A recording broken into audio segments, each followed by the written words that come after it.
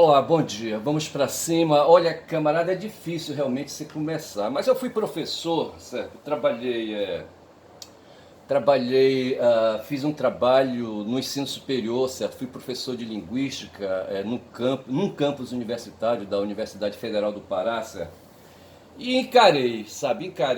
Aliás, eu sempre encarei, entendeu? Então eu não vou perder aqui, sabe? É o temor, não vou perder a ousadia, certo? Não vou ter temor, certo? Mas assim, começar por onde? Deixa eu começar fazendo aqui umas correções aí, umas imprecisões, bicho, certo?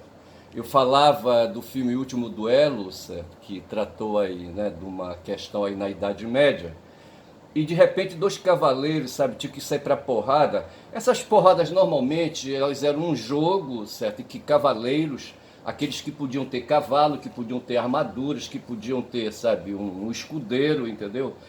Faziam aí uns jogos chamados justa, certo? Justa, certo? No filme aí, sabe, o Último Duelo, na verdade, essa justa era consequência de um julgamento real, certo? Da corte feito pelo rei Charles VI a pedido de um marido, sabe, cuja mulher foi estuprada, entendeu? E ele pediu o direito nessa época justa, por assim, por indicação, sabe, sob o olhar de Deus, entendeu? Para ser uma decisão de Deus, não estava mais em questão. Imagina o rei se sentindo poderoso, fazendo Deus baixar, sabe, ali, sabe, a seu chamado, entendeu? Aí, sabe, e assim, as justas, e no caso essa justa aí era uma justa especial. E eu queria lembrar disso aí. Uma outra coisa que me ocorreu foi que eu disse que Abraão, sabe, pegou o filho dele Isaac e levou para sacrificar a pedido de Deus, certo? Ele foi para o Monte Sinai e não foi, certo? Ele foi para um monte chamado Moriá, certo? Nesse monte, uma colina, certo? Provavelmente se diz aí pela pesquisa que eu fiz, certo? Foi construído aí o Templo de Salomão. Isso então está ali, eu creio eu, nas imediações ali, sabe, de Jerusalém. E falei também, dei um toque falando de Odisseu, certo? De Odisseu e Odisseu, né? Foi, né, o rei de Ítaca, né, o pai de Telêmaco e marido de Penélope, entendeu? E quando terminou a guerra lá de Troia, certo? Ele era chapa, era co-cunhado do Menelau, certo? E ele tinha assim todo interesse, sabe, em ir com o Agamenon, sabe, fazer esse ataque. O Agamenon tinha outros planos. O Agamenon queria fazer um império, certo? E enfim, certo. E se prevaleceu ali da bronca, né, do Menelau com os troianos ali, sabe? E um deles, o Paris, teria levado a Helena com ele, certo? E aí não deu certo.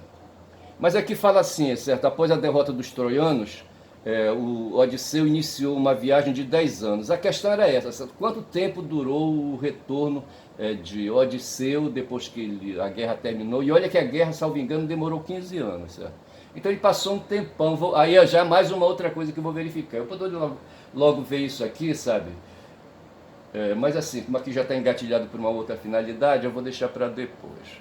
Mas o fato é que após a guerra de Troia, sabe, ter aí, sabe, os troianos, sabe, terem sido destruídos, sabe, Odisseu resolveu voltar para casa, sabe, e a mulher dele, ele não sabia que a comunicação naquele tempo era difícil, sabe, e o filho dele bem que tentou vir, sabe, atrás do pai, aquela coisa toda, ele estava já com 16 anos, mas me parece que ele não conseguiu, ficou no meio do caminho. Eu só sei que o Odisseu, sabe, enfrentou aí uma série de dificuldades, sabe. Diz assim, após a derrota ele iniciou uma viagem de 10 anos para Ítaca, certo?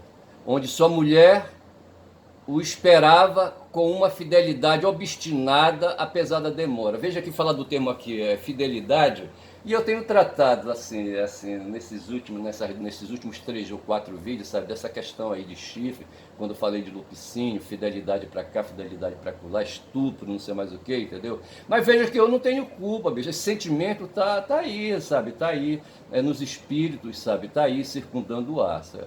E ele fala aqui, o texto fala aqui, eu estou lendo um texto aí, sabe, é o Wikipedia, entendeu?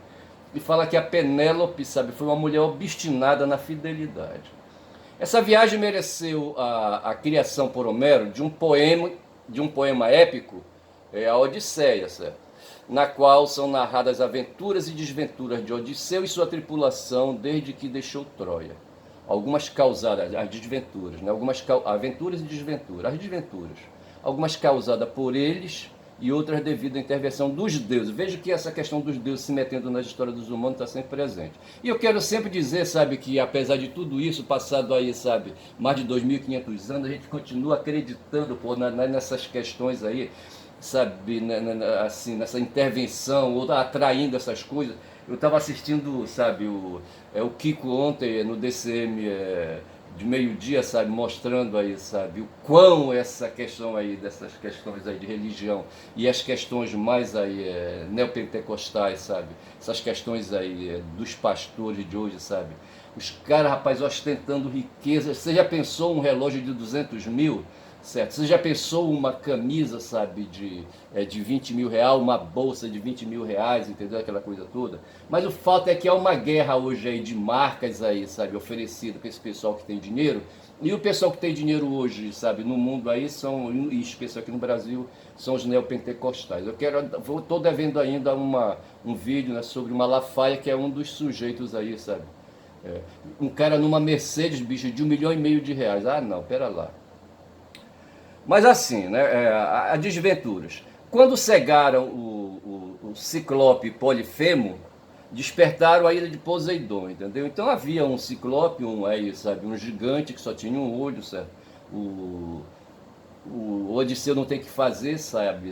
Invade a caverna do cara, sabe? Sem ser convidado, aquela coisa toda. E termina cegando, rapaz, metendo um pedaço de pau no olho do sujeito, do bicho lá, entendeu? Do Polifemo, entendeu? Esse pode, uma coisa dessa. E o Poseidon ficou puto da vida com o Odisseu, sabe? E passou então a atormentar a vida do Odisseu aí, sabe? Nesse retorno. Mas dê destaque que Poseidon era um deus, certo? O deus dos mares. Inclusive esse Deus, sabe, eu queria inventar aqui uma história, sabe, esse cara não tem que fazer esse Deus aí, sabe, ele ficou assim, ruim na foto com os filósofos aí, sabe, e ficou fraco na fé, aí ele resolveu sair ali das imediações, estou inventando, sabe, das imediações ali do Mar Egeu, veio bater aqui na Amazônia, sabe.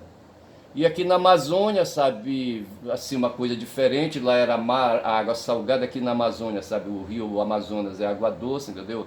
Mas ele tentou se adaptar e terminou virando um boto, rapaz, um boto, sabe, um boto. E aqui os espaços eram menores, lá, creio que lá no Egeu a coisa era mais divertida, sabe? Mas ele tentou ficar por aqui, dar uma temporada por aqui, virou um boto, sabe? E passou a justificar aí, sabe, a possuir as meninas aqui da beira de rio, sabe? Aquelas meninas ingênuas ali, sabe? Tem um lugar aqui, é o Estreito de... não vou lembrar aqui o nome, sabe, um estreito por onde as balsas que vão para Manaus passam, para Manaus e outras cidades, o Estreito de Breves, certo? E rapaz, tu precisas ver, sabe, a correria, sabe, das meninas, sabe, perseguindo as balsas, sabe, 1, 2, 3, 4, para assim, sabe, acessar, subir, e os marujos, sabe, os caras, sabe, das balsas, sabe, as balsas são umas barcaças de ferro, sabe, empurradas por motores possantes, entendeu? Que eles chamam de empurradores, o nome já diz aí, entendeu? Mas são umas barcaças imensas, sabe? Tipo assim, de uns 20 metros de largura por uns 50 de comprimento, sabe? E levam para cima e para baixo mercadorias aqui nos rios da Amazônia, certo? Rio da Amazônia. Aí quando chega no Estreito de Breves ali, rapaz, é uma guerra, as meninas querendo subir, sabe? Para conseguir ali uma transa, entendeu? E, sabe, pegar algum troco, né, dos marinheiros. Não, marinheiros não, que não são marinheiros, certo? São empregados aí, o pessoal que faz o trabalho braçal, entendeu? E é a maior guerra, certo? E assim, aí o Poseidon veio fazer uma temporada aqui, sabe? Aqui na Amazônia, entendeu? Isso lá, 2.000 anos atrás, eu tô falando aqui, sabe? Só que nesse tempo aí, sabe, não tinha, 2.000 anos atrás não tinha, sabe, gente aqui ainda, né? Não estava habitada. Então eu paro a minha história por aqui, eu deixo de inventar. Mas o fato é esse, certo? Aí o Poseidon infernizou, sabe? E levou esse cara, rapaz, até uma ilha de uma deusa chamada Calipso, vê se pode. Aí a mulher, rapaz, se apaixonou pelo cara, estava afim de homem, entendeu? Aí aprisionou Ulisses em sua ilha durante anos, rapaz, olha. Tornou o cara um refém, certo? E não queria soltar mais não, certo? Aí o que aconteceu? A não ser que ele casasse com ela, certo? Mas ele não topou, porque ele era casado com a Penélope, certo? Sei que ele ficou vários anos nessa ilha. Aí o que foi que aconteceu? Foi preciso Zeus, sabe? Zeus mandar, né? Ele era queridinho de Zeus, certo? Era inimigo de Poseidon, mas era queridinho dos Zeus. Aí Zeus mandou Hermes lá, sabe? Levando uma mensagem para Calypso e disse: ó, solta o homem aí, rapaz. O que mandou foi o chefe aí. Aí a mulher ficou assim, sabe? E terminou liberando o cara e o Odisseu continuou a sua viagem, certo? Com a ajuda de Zeus e outros deuses, certo? Aí quando ele chegou em casa, sabe, a Penélope estava lá, ele estava no meio do caminho, ele ficou sabendo que ela estava sendo perseguida por um bando de vagabundos, certo? E estavam querendo, sabe, o patrimônio, sabe, do Odisseu, entendeu? Aí ele se disfarçou de mendigo, teve acesso lá ao castelo dele, aquela coisa toda, sabe? Aí de repente, sabe, saiu pra porrada com aqueles, sabe, aqueles vagabundos que estavam lá, sabe, querendo se apropriar das coisas que eram dele, entendeu? Aí, sabe, ele conseguiu derrotar e assim ele restabeleceu a harmonia lá com a Penélope, certo? Aí o seguinte, disfarçado com o mendigo, ele primeiro verificou se a Penélope lhe era fiel. Olha, de novo essa coisa, eu não estou inventando, rapaz, esse negócio de fidelidade, certo? Ele primeiro verificou se ela era fiel, certo? E em seguida matou os pretendentes da sua sucessão que a perseguiam, limpando o palácio. Então, se ele fez isso aí é porque ele, né, a situação de Penélope era de fidelidade. Com isso, iniciou-se uma batalha final contra as famílias dos homens mortos, mas a paz foi restaurada por Atena, entendeu? Atena era a deusa da guerra, entendeu? Mas vejam aí essa confusão, rapaz, que o Odisseu se meteu, entendeu? Aí o que acontece, tá certo? Eu estou falando aqui do Odisseu, certo? Aí me vem aqui a lembrança, certo, que na literatura brasileira tem a história aí de Capitu e Bentinho também, que lembra também essa questão aí, sabe, de chifre, um, dois, três, quatro, que lembra essa questão de chifre, certo? E de repente o Bentinho, que era o marido da Capitu, isso é Dom Casmurro, um livro de Machado de Assis, certo? Um dos maiores escritores da literatura luso-brasileira, certo? E havia um cara chamado Escobar, certo? E os dois, sabe, Bentinho e Escobar disputavam a Capitu, e a Capitu dava assim uma quedada, sabe, assim pro lado de Escobar, e o Bentinho suspeitava, sabe, que ela não era fiel, entendeu? Olha, fiel de novo, não sou eu que estou falando, certo? Mas assim, sabe, aí eu falei aqui de Capitu e Bentinho, eu fiquei devendo aí, sabe, qual eram as informações. Capitu e Bentinho são aí personagens de Dom Casmurro, um livro de Machado de Assis, um romance, certo? E o inimigo, sabe, de Bentinho era o Escobar, certo? Que, assim, parece que ele comeu, sabe, a Capitu, né? Mas não se tem certeza. Outro dia o Pondé estava dando, eu peguei um vídeo dele aí, sabe, aí para uma jornalista aí falando a respeito disso. Bom, eu falei do Monte Moriá, certo? Eu falei de Olímpia, não falei ainda de Olímpia. A Olímpia, sabe, engravidou e teve neném, sabe? Quando o Felipe chegou da guerra, ela disse: toma que o filho é teu, sabe? Ele ficou olhando assim, ele não gostou muito disso não. O filho era o Alexandre, tá certo? Então vê essas histórias aí, sabe, sabe, tudo de chifre, bicho, água chifre é foda. Não gosto nem de pensar nessas coisas. Mas deixa aqui eu continuar, eu quero falar aqui da convenção ali, sabe, do que aconteceu lá do que está acontecendo hoje lá em Haia, certo? Certo? Israel sendo ali, sabe, colocado em palco de aranha, certo? E eu estou com um assunto aqui para tratar. Mas assim, eu estou aqui com um poema de 7 faces que eu vou ler. Hoje eu não vou cantar, eu tentei, sabe, preparar a música do Renato, sabe, do Manfredini, vulgo Renato Russo, sabe? Mas eu me atrapalhei, sabe? Eu tenho que decorar a letra, porque eu quero ficar olhando aqui a letra sabe, no notebook, termina não dando certo. Aí eu vou deixar para outra hora isso aí. Eu vou ler aqui o poema de 7 faces do Carlos Drummond, certo? Aqui, no poema de 7 faces, o poeta retoma a passagem bíblica referente à morte de Cristo, certo? Ele fala de vários assuntos, não sei em que momento, bora ver. Ele fala de vários assuntos. Primeiro, da infância, deve ser da infância dele, né? Depois, do desejo sexual desenfreado dos homens. Olha, de novo essa história de desejo desenfreado dos homens, certo? E nesse sentido eu quero lembrar, sabe, que Eu estou aqui com o livro do Boaventura de Souza Santos. Ontem eu assisti, sabe, uma entrevista do Boaventura, eu gostei. Eu vou fazer alguns comentários qualquer dia desse aí. Aqui no livro dele, A Gramática do Tempo, sabe? É um livro todo surrado, mas depois eu falo de por que ele está tão surrado assim, sabe? Ele diz assim, o Boaventura: começamos o século XX com a Revolução Socialista, em 1917, quando os Romanov se fumaram, certo? E a Revolução Introspectiva, que foi a revolução introduzida por Freud, certo? Freud foi que trouxe essa história aí, sabe? Vai ver que o poeta aqui, certo? O Carlos Drummond, sabe? Ficava falando dessas coisas aí ficava falando de desejo sexual desenfreado dos homens, eu acho que pensando em Freud, que ele é do tempo de Freud, esse cara, certo? E aqui tem mais uma cutucada que eu vou dar aqui, sabe? Que é o seguinte, no Boaventura, né? Karl Marx, segundo Boaventura, né? Karl Marx foi o grande teorizador da desigualdade, né? E Foucault, o grande teorizador da exclusão. Então, exclusão e desigualdade, certo? O Foucault dá a impressão, sabe, que ele jogou, sabe, contra ele, de certa forma, era antimarxista, certo? E ele tentou aí colocar pelo lado aí, sabe, da desigualdade, a exclusão, sabe, que vai terminar aí, sabe, num movimento chamado pós-modernismo, pós-modernidade, aquela coisa toda. A modernidade é o tempo de Marx, certo? E do capital, certo? E da desigualdade, da luta de classes.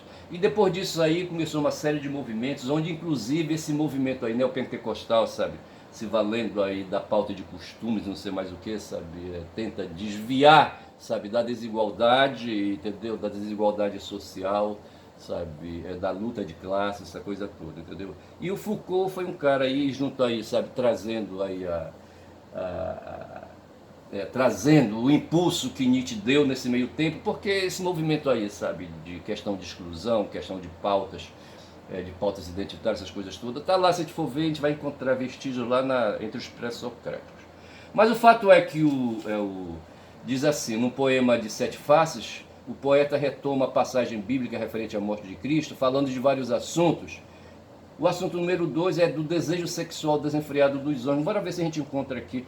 Olha, veja que eu não estou com fixação a respeito disso, não. Apenas estou querendo aí incompridar essa história aí. Tem uma professora aí, sabe, que me parece que ela se separou recente aí. Eu conheço essa professora, entendeu? Aí, nessa questão aí. Quando nasci, estou lendo aqui o poema das Sete Faces, de Carlos Drummond de Andrade, que era mineiro, hein? De Itabira.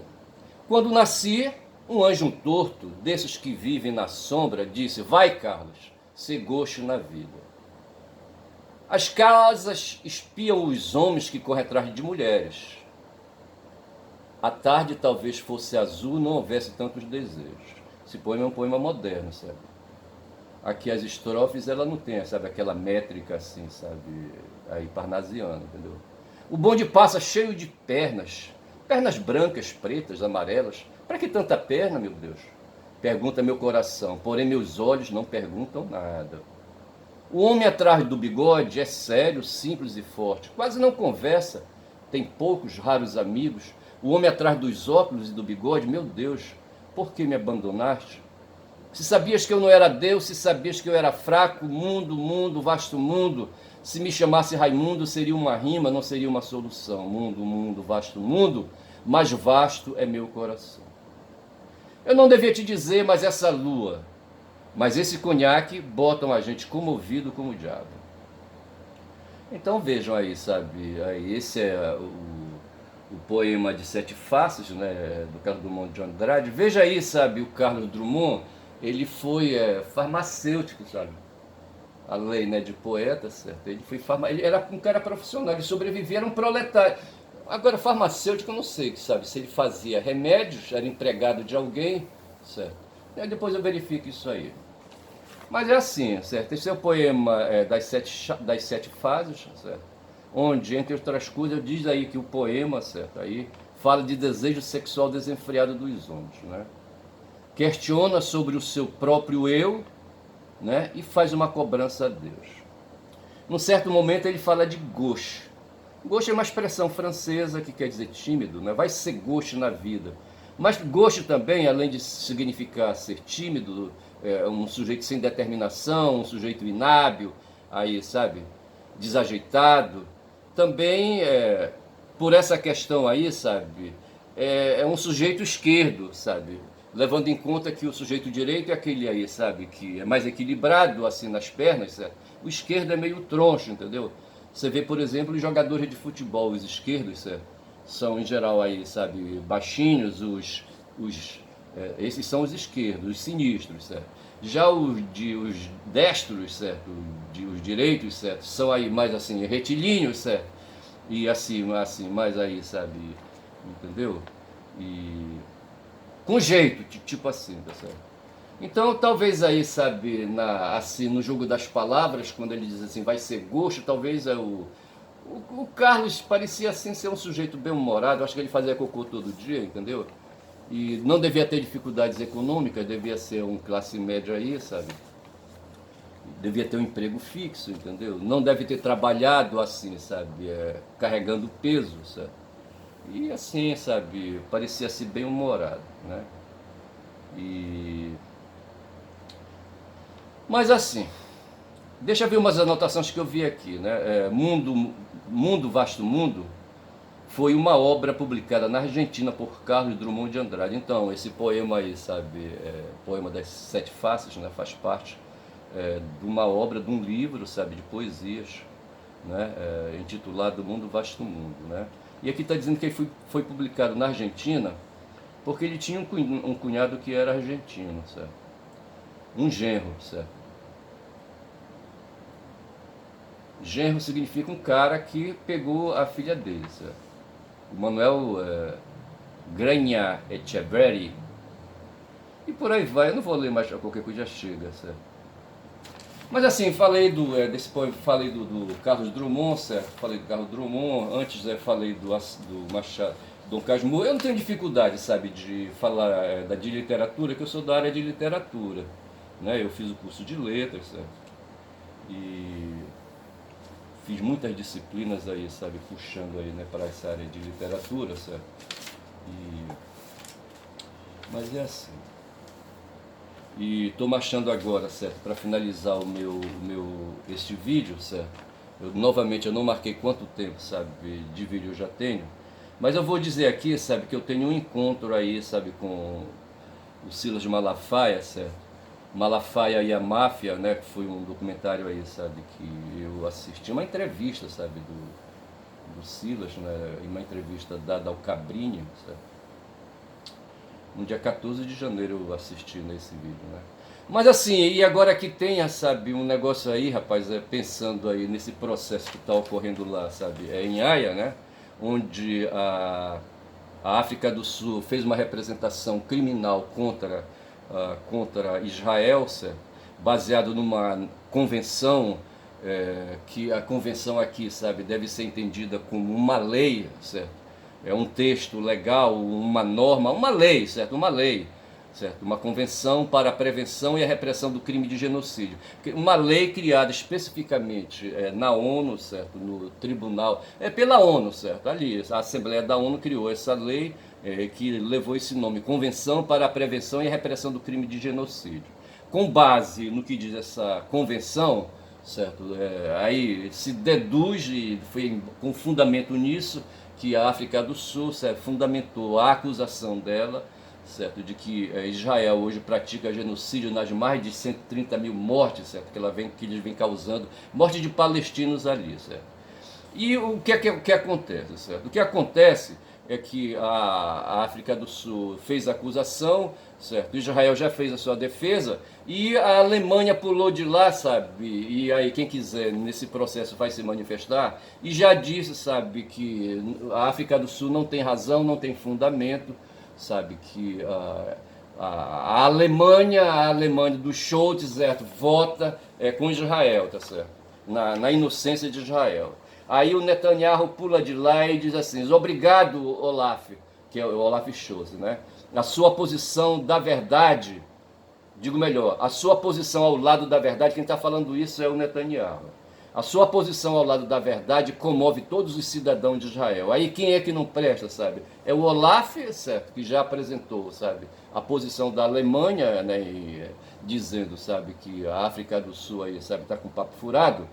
Ou é a posição aqui, sabe, do Netanyahu, sabe, aí dizendo que todos os israelenses, sabe, agradecem a verdade aparecendo.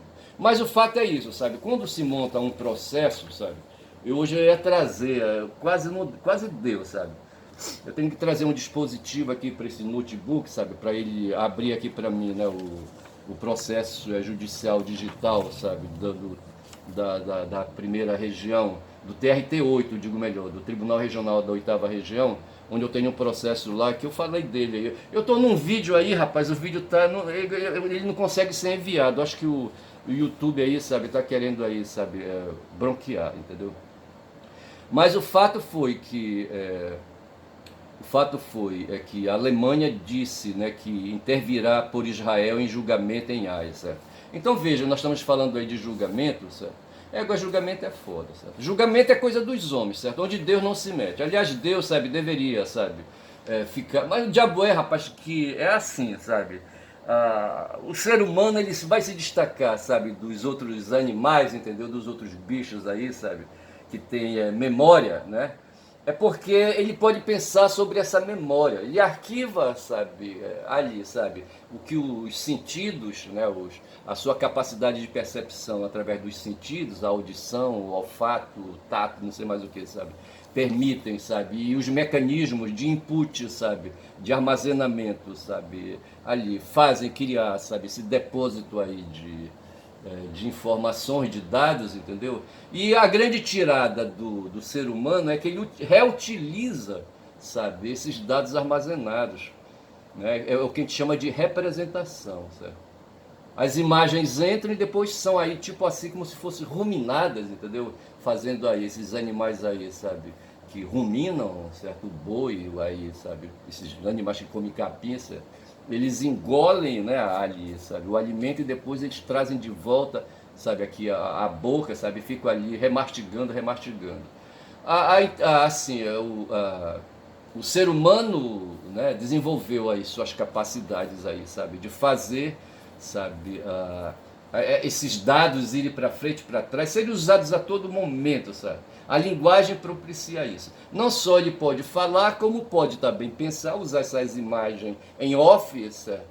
E assim, sabe, pensar essas coisas, entendeu? Agora, em nada disso intervém, bicho, não tem metafísica nisso, rapaz, não tem transcendentalismo nisso, sabe? Entendeu? Exceto a provocação que vem, como é o caso agora, sabe? O Scholz aí, o Olaf Scholz falando aí pro Netanyahu, certo? Mas ele está sendo provocado, aí ele pega, usa a língua, sabe? Usa aí, sabe, a capacidade de fala e fala, entendeu? E leva junto com ele todo o povo alemão, sabe? O povo alemão que está tendo lá hoje, sabe, problemas de aumento de combustível, sabe? A Alemanha é um país ali que não tem, sabe? A Alemanha vive de tecnologias, certo? O PIB deles lá é de produtos aí, de mercadorias tecnológicas, entendeu? Mas não tem, bicho, não tem ferro, não tem petróleo, sabe? Não tem essas coisas, não tem a matéria-prima, sabe, de muitas coisas que eles usam lá, sabe, para fazer, sabe? Produtos de comércio, não tem. Eles importam, sabe, os produtos aí, a matéria in natura, que eles chamam de commodity, certo? E ali, sabe, né, fazem ali nas fábricas que eles organizam, sabe, ali, imprimem ali, sabe, verticalizam, né, aí, sabe, essa matéria, né, que eles tiram dos países aí do terceiro mundo, sabe, e ali fazem mercadorias e vendem, entendeu? Veja que essa grande questão aí que eles tiveram com a Rússia, certo? Os alemães importavam, bicho, gás da Rússia, certo? Tinham dois dutos sabe, por onde o gás que saía da Rússia, sabe, vinha embora direto por tubulações, sabe? O Stream 1 e o Stream 2, Nord Stream, qualquer coisa assim, entendeu? Aí criaram essa confusão aí, sabe, com a Ucrânia, sabe? Na verdade, eles estão com medo da Rússia, sabe, e da aliança da Rússia com a China, sabe? os 27 países da União Europeia, mais os Estados Unidos, certo? Estão unidos aí. Israel é um penduricalho aí, sabe, ali no Oriente Médio, sabe? Fazendo aí essa guerra hoje imperialista, certo? Dos Estados Unidos com a União Europeia, sabe? E a Rússia não vem gostando disso porque não tem espaço. Rússia, ali a Turquia também está na mesma situação, a Índia também está na mesma situação, e o Brasil aqui correndo por fora, certo? Mas assim, então veja que eu falei desse processo que está tramitando aí, sabe, lá em Haia, certo, no Tribunal Internacional de Justiça, e a África do Sul está entrando, vai incluir no processo, vai fazer um aditamento, sabe, incluindo os Estados Unidos e a União Europeia, sabe, como também sob acusação de genocidas, entendeu? Porque eles estão dando apoio, sabe, a Israel nessa matança. Eu acho bom. Então eu vou parar por aqui, tá certo? Falei essas coisas, quem fala muito dá bom dia cavalo, certo? Volto noutra ocasião aí, eu deixei aqui o Trump assim, sabe? Que eu queria falar dele, ele vai aparecer aqui, sabe? Tá ele ali, sabe? Ele acabou, começou a corrida dele, venceu, né, a indicação dele como candidato dos republicanos nas primárias, certo? Derrotou, né, o DeSantis, que é o governador ali, sabe, da Califórnia, eu acho, do estado da Califórnia, entendeu? Que quer ser presidente. Mas não dá, o Trump teve 51%, o cara teve 21%. Mas ele está aí vindo, sabe? Se esse cara ganha. Agora esse cara está respondendo a 97 acusações de crime, cara. Vê se pode uma coisa dessa. Entendeu? Veja que eu estou tratando da coisa aqui, veja que nós temos ali um processo ali, sabe, no tribunal, nós temos um processo ali, sabe, lá no século XIV, no tribunal, enfim, está cheio de processo, sabe, essas coisas todas aí, entendeu? E processos para cima, processos para baixo, o mundo é um processo, entendeu? A história é um processo, e tá aí esse cara vindo, rapaz, tal de Trump, sabe? Trump, esse cara é um anglo-saxão, certo? Ele vem lá da Germânia, a genética dele é germânica, certo? Ele vem lá da Germânia, é por isso que eu chamo ele de Trump, certo? Trump, e não Trump, Trump, como falam aí, sabe, esse pessoal aí, sabe? Mas deixa isso para lá. Então é isso, fico devendo uma série de coisas e vou parando por aqui. Espero que o YouTube libere o meu vídeo, sabe, aí de ontem, certo? E acrescento mais esse de hoje, tá certo? Eu ia sair de casa mais tarde, mas eu acho que eu não vou não. Valeu, bom dia, meu nome é Ernest, quem fala muito dá bom dia a cavalo. E a égua também, certo? Bom dia.